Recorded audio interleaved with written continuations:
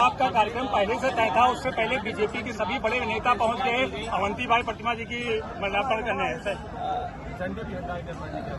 वीरांगना अवंतीबाई लोधी का सम्मान सभी को करना चाहिए और सरकार के लोगों को विशेष इसलिए करना चाहिए कि संसाधन उन्हीं पर है। समाज, खासकर पीढ़ी का समाज अपने तमाम ऐसे महापुरुषों को और उनके योगदान को अगर पहचानेगा तो समाज और एकजुटता बढ़ेगी और एकजुटता दिखाई देगी। थोड़ा सा अभी मुख्यमंत्री जी आए थे, उन्होंने उनको रानी लक्ष्मीबाई बता दिया। काउंट किया गया तो हमारे में प्रत्याशी 51 वोटों से जीता। ये इलेक्शन कमीशन समय पर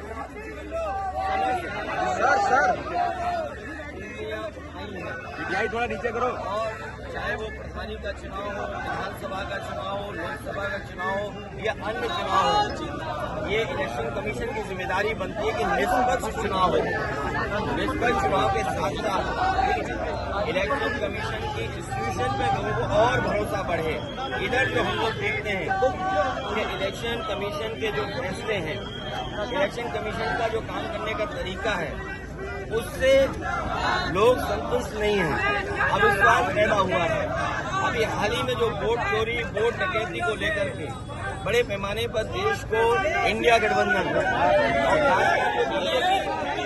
अन्य दल है, उन्होंने कोशिश की और उसका परिणाम ये हुआ कि सुप्रीम कोर्ट को भी उन बातों को मानना पड़ा जो विपक्ष कह रहा था। इलेक्शन कमीशन पे कई बार उंगली उठी है और यूपी के चुनाव में तो न जाने कितनी बार उंगली उठी है। ये तो पहला फेज था कि जहां हम अपना वोट बचा सकते हैं, अपनी वोटर लिस्ट में शामिल कर सकते हैं, ये पहला चरण है।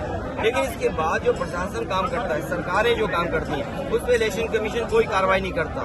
मुझे याद है कि जिस समय उंगली उठाई थी इलेक्शन कमीशन पर, तो 18,000 वोटों का जो डिलीट किया गया था, उनकी जानकारी इलेक्शन कमीशन को दी, एफिडेविट के साथ दी। लेकिन अभी तक इलेक्शन कमीशन ने एक भी अधिकारी के खिलाफ कार्रवाई नहीं की। अगर एक भी इलेक्शन कमीशन के खिलाफ कार्रवाई हो जाए, मतलब अधिकारी के खिलाफ इलेक्शन कमीशन कर दे कार्रवाई, तो मैं समझता हूँ कहीं भी वोट चोरी, वोट डकैती या इस तरह की लूट नहीं होगी।